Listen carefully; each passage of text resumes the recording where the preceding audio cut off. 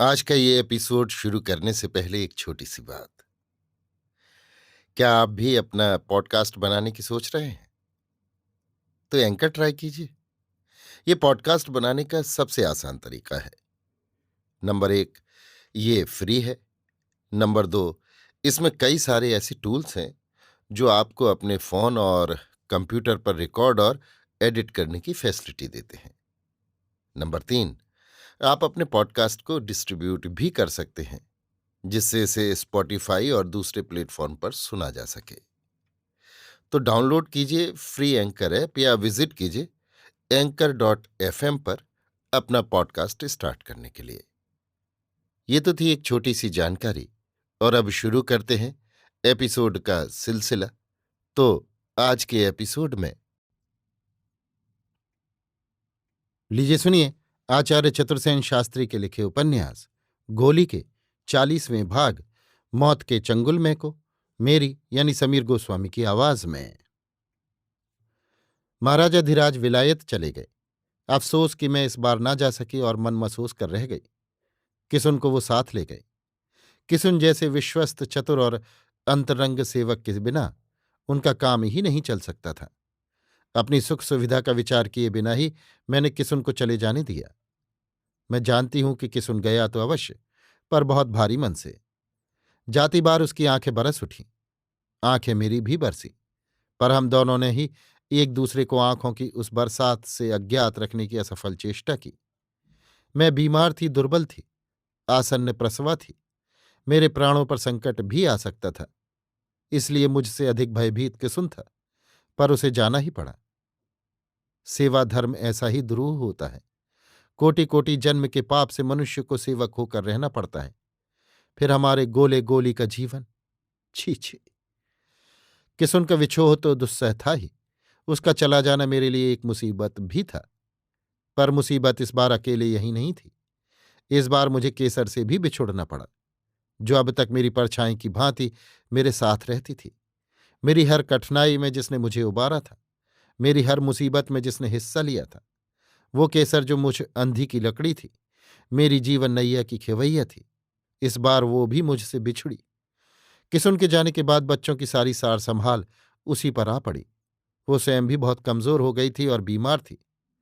अभागिन को यद्यपि अपने बच्चे के साथ मां के समान व्यवहार करने का अधिकार तो प्राप्त न था, पर मेरा हृदय तो मां का हृदय था।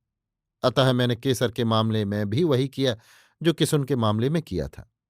अपनी सुख सुविधा का तनिक सा विचार किए बिना ही मैंने केसर को बच्चों पर ही लग जाने दिया, और मैं उसकी सेवा, सहायता और सानिध्य से वंचित रह गई। ये मेरी दूसरी मुसीबत थी। परंतु अभी तो मैं तीसरी और सबसे बड़ी मुसीबत की चर्चा करूंगी। महाराजा धीराज ने चलती बार मेरी जांच की और स्वास्थ्य सुधार के लिए आबू में जाकर रहने की व्यवस्था कर गए थे, और उस व्यवस्था का भार दे गए थे मेरे पिछले जन्म के वैरी उस पाजी लालजी खवास को, जिससे मैं घृणा करती थी, जिसे मैं पशु समझती थी और जिसे कभी मुंह न लगाती थी। वो भी मुझे एक शत्रु की भांति देखता था। स्त्री समझकर दया भाव रखना या स्त्रियों के प्रति कोमल रहने की सद्भावना उस जानवर में नहीं थी। वो तो स्वभाव से ही स्त्रियों के प्रति निर्दय और निर्मम था। उसका कुत्सित जीवन ही कुछ ऐसा था, उसका स्वभाव भी ऐसा था कि स्त्रियों को सताने में उसे मजा आता था। रंग महल में मैं सदा उसकी जड़ काटती थी, और वो भी मेरी जड़ काटने में कसर न रखता था। पर अफसोस कि हम दोनों की जड़ें पाताल तक धसी हुई थीं। हम एक दूसरे पर चोटें करके रह जाते थे। इस बार तो मैं उस पाजी के पंजे में फंसी हरणी थी। महाराजा धीराज ने जब ये व्यवस्था की थी, तब की भावना से मैंने विरोध नहीं किया।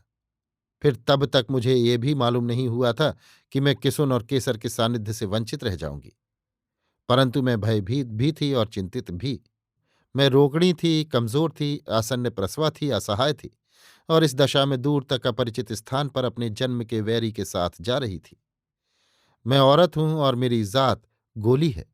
ये दोनों बातें मैंने उस दिन सबसे अधिक जानी, जिस दिन उस पशु ने अपनी कर्कश आवाज में कहा, कल हमें चलना है, बस जरूरी सामान ही साथ रखना, अपना राजपाट यहीं छोड़ देना।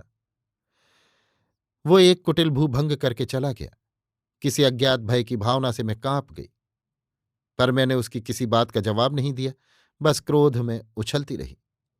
यद्यपि मुझे आज कोई सहारा न था, मैं अकेली असहाय इस पाजी के साथ जा रही थी, पर मैं कोई बच्ची न थी। अपना बोझ उठाने में स्वयं समर्थ थी। 3 बार यूरोप घूम आई थी, अतः इस दुरात्मा से डरने की मुझे ऐसी कुछ आवश्यकता नहीं थी। मैंने मुस्तैदी से कमर कस ली। अब मुझे न केवल अपने रोग और प्रसव से निपटना था, बल्कि इस जन्म के वैरी से लोहा लेना था। और मैंने ठान ली थी कि मैं अकेले ही डटकर उसका मुकाबला करूंगी। पर उस समय ये मैं कहाँ जानती थी कि वहां कोई दूसरा ही गुल खिलने वाला है, जिसका सब पक्का प्रबंध भीतर ही भीतर हो चुका है। 21 वर्ष रंगमहल में रहकर और सारी दुनिया की खाक छानकर भी मैं इस बात का तनिक भी संकेत न पा सकी कि मेरे विरुद्ध कोई भयानक षड्यंत्र हो रहा है और किसी खास ही मतलब से मेरे इस वैरी के साथ मुझे भेजा जा रहा है। राजा में अवश्य ही बहुत से गुण दोष थे, जैसा कि उसे पहले ही कह चुकी हूं। फिर भी 20 वर्ष तक मैंने उनकी तन मन से सेवा की थी। यद्यपि वो अब 60 को पार कर चुके थे और मैं 40 की देहरी पर पहुंच रही थी, पर 20 बरस उनसे मेरी अत्यंत घनिष्ठता रही थी। मैंने उनका गुस्सा भी देखा था, उनका प्रभाव भी देखा था। सबके ऊपर मैं उन्हें एक उदार हृदय व्यक्ति ही समझती थी। ये कोई नीच कर्म भी कर सकते हैं और वो भी मेरे ही साथ, इसकी मैंने कभी स्वप्न में भी कल्पना नहीं की थी, क्योंकि चलते चलते भी उनकी किसी चेष्टा से मुझे कुछ भी संदेह नहीं हुआ था। केसर ने मुझसे एक बार साथ चलने को कहा भी, पर मैंने कहा, तेरा स्वास्थ्य ठीक नहीं है और लड़कियों की व्यवस्था होनी अति आवश्यक है। ये कहकर मैंने उसे साथ नहीं लिया और मैं अकेले ही लालजी के साथ चल दी। मुझे ये पता नहीं लगा कि मेरे महल से बाहर पैर रखते ही विधाता मुस्कुराने लगा था। हमारे साथ 2 और व्यक्ति भी आबू आए। एक कर्नल रॉबर्ट, जो स्टेट के सर्जन थे। दूसरी रियासत के जनाना अस्पताल की head doctor Naidu. Colonel Robert एक बूढ़े और मिलनसार आदमी थे। पहले वो सेना में थे। रियासत में उनका बहुत नाम था। दीन दुखियों पर वो दया रखते थे। वे एक प्रसिद्ध सर्जन थे। दूर दूर के रोगी उनके पास चिकित्सा के लिए आते थे। सभी के साथ उनका समान व्यवहार था। रियासत की नौकरी में काफी अरसे से थे। अपनी खुशमिजाजी और मिलनसारी से वो बहुत लोकप्रिय हो गए थे। रंगमहल में बहुधा मेरी चिकित्सा करते थे। हिंदी अच्छी बोल लेते थे। मुझसे वो बहुत खुश थे। वो जानते थे कि मैं 3 बार यूरोप घूम आई हूं। वो बहुधा मुझसे गपशप किया करते, यूरोप की मजेदार बातें सुनाते, हिंदुस्तान के अनुभव सुनाते।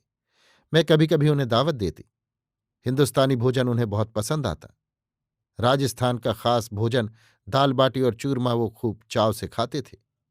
मेरे साथ वो सदा ही हिंदुस्तानी भाषा में ही बात करते थे और सदा बाई साहेब कहकर पुकारते थे, पर कभी कभी अधिक विभोर होने पर माई चाइल्ड कह देते थे। महाराजा धीराज के साथ मेरी घनिष्ठता उन पर प्रकट थी। किसुन से भी वो बहुत खुश थे। उसे वो ओल्ड गुड बॉय कहा करते थे। मेरे मन में उनके प्रति पिता जैसी आत्मीयता थी। उन्होंने मुझसे नजर भेंट फीस भी लेनी छोड़ दी थी। मैं जब कुछ देना चाहती, तब वो खूब हंसते और कहते, no no my child no, हम नहीं ले सकता। रियासत से हमको तनख्वाहें मिलती है। कभी कभी वो अपनी लड़की की चर्चा करते जो मर चुकी थी। वो मुझसे उसकी तुलना करते और कहते, तुम भी हमारा बच्चा है, और उनकी आंखें गीली हो जाती। महाराज ने उन्हें खास तौर से मेरे साथ भेजा था। उनका आना मेरे लिए बड़ा सहारा था। उनसे मुझे बड़ी तसल्ली थी। डॉक्टर नायडू एक मोटी ठिगनी मद्रासी ईसाइन थी, बदमिजाज और सख्त। ना वो मुझे पसंद करती थी ना मैं उसे, पर चिकित्सा में उसका बड़ा नाम था। उसने विलायत की बड़ी डिग्री प्राप्त की थी। आयु में अभी वो जवान ही थी। मुश्किल से वो 40 बरस की होगी। उसने 3 पतियों को तलाक दिया था। मिजाज उसका बड़ा तीखा था, पर वो बार बार ईसा मसीह के गीत गाती थी। हिंदुस्तानियों को वो काला आदमी कहती थी, यद्यपि वो स्वयं भी काफी काली थी। वो सदा अंग्रेजी वेशभूषा में रहती थी। जबकि डॉक्टर रॉबर्ट जैसा अंग्रेज डॉक्टर मेरे साथ हिंदुस्तानी में बात करता था, वो ईसाइयन मेरे साथ अंग्रेजी बघारती थी। अंग्रेजी मैं अब अच्छी बोल लेती थी, इसलिए मैं उसके साथ ठाठ से अंग्रेजी ही में बातें करती थी। मैं उसे रियासत का नौकर समझती थी और उसके साथ मालिक की भांति बात करती थी, पर वो मेरी असलियत जानती थी, इसलिए मुझे तुच्छ दृष्टि से देखती थी। फिर भी वो मेरे रुतबे से इनकार नहीं कर सकती थी, क्योंकि ये तो वो देखती ही थी कि महाराजा धीराज मेरे साथ महारानी से किसी तरह कम पेश नहीं आते हैं। मैं हमेशा ही उसे नीचा दिखाने की चेष्टा करती रहती। जब कभी कोई दवा या पथ्य मेरे लिए तजवीज करती, तभी मैं उसे नपातुला जवाब देती, कर्नल रॉबर्ट से पूछूंगी। इस पर वो जल भुनकर कहती, हम भी डॉक्टर हैं, कर्नल से सलाह करना हमारा काम है, आपका नहीं। तब मैं शांत संयत स्वर में कहती, कर्नल रॉबर्ट से बिना पूछे कुछ नहीं कर सकती। पर उसका कथन सत्य था और मेरा उसके साथ ये व्यवहार ठीक नहीं था। वास्तव में वो बहुत बड़ी डॉक्टर थी। कर्नल रॉबर्ट स्वयं वो बात कई बार कह चुके थे, परंतु मैं तो उससे चिढ़ी हुई थी। अतः वो शुरू से ही मुझसे खुश न थी, परंतु अब तो वो मुझसे सख्त नाराज रहती थी। अभी मैं रोगिणी थी तथा प्रसव का समय निकट आ रहा था। मेरी जान उसके हाथ में थी। ऐसे समय में इतनी बड़ी डॉक्टर को नाराज करना मेरी मूर्खता थी। पर मैं करूं तो क्या? उसकी सूरत देखते ही मेरा मन खराब हो उठता था। मैंने उसे वास्तव में अपने ऊपर सख्त नाराज कर लिया था। उसे चिढ़ाने में मुझे बड़ा मजा आता था। पर मैं स्वीकार करती हूं कि ये मेरी नादानी थी। इतनी बड़ी डॉक्टर से मुझे ऐसा बेहुदा व्यवहार नहीं करना चाहिए था। कभी कभी मुझे अपने व्यवहार पर ग्लानि भी होती थी, पर मैं कतई नहीं जानती थी कि कुछ और भी गंभीर तथा भयानक बातें हो सकती हैं। आगे चलकर मेरी ये मूढ़ता मेरे लिए कितनी भयानक सिद्ध होगी। अभी आप सुन रहे थे आचार्य चतुर्सेन शास्त्री के लिखे उपन्यास गोली के 40वें भाग मौत के चंगुल में को मेरी यानी समीर गोस्वामी की आवाज में।